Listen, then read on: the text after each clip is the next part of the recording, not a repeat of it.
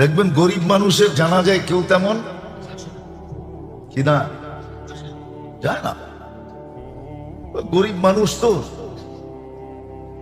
গরিব মানুষ, কিন্তু নামাজ রোজায় খুব পাক্কা ছিল। কি ছিল?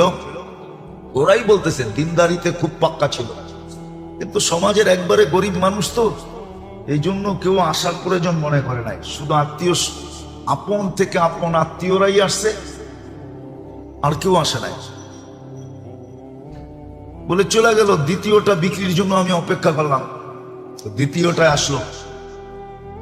ওইখানে শুধু 4 জন লোক, যারা খাট কাঁধে উঠাইতে কয়জন লাগে, ওই 4 জন লোক। তারাও এসে খবর নিল। তো জিজ্ঞেস করলাম, ভাই এখানে 4 জন কেন? এই লোকটা আমাদের এলাকারই না, পরদেশী। কি? মুসাফির। মুসাফির, কিন্তু লাশ তো দাফন করতে হবে, এই জন্য 4 জনেই আসছে। আর মুসাফির ও পরদেশীও এরকম যে এর কাফন দাফনের ব্যবস্থার জন্য চান্দা করতে হয়েছে।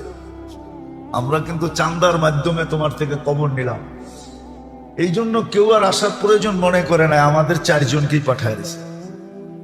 পরদেশী, সফর অবস্থায় মারা গেছে।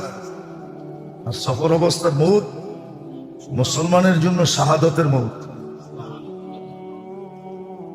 বলে আমি অপেক্ষায় ছিলাম তৃতীয় কবরটা বিক্রি হোক।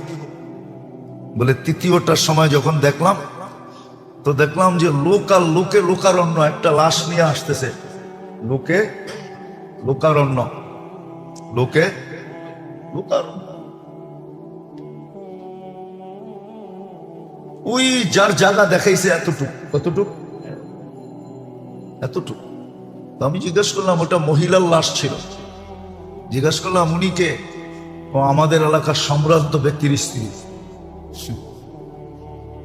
এই জন্যই তো এলাকার সমস্ত মানুষ আসছে।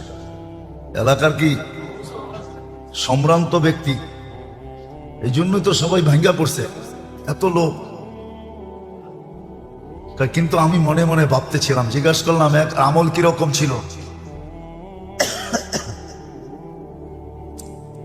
বললো সম্ভ্রান্ত ব্যক্তির স্ত্রী, সম্ভ্রান্ত ভাবেই চলতো।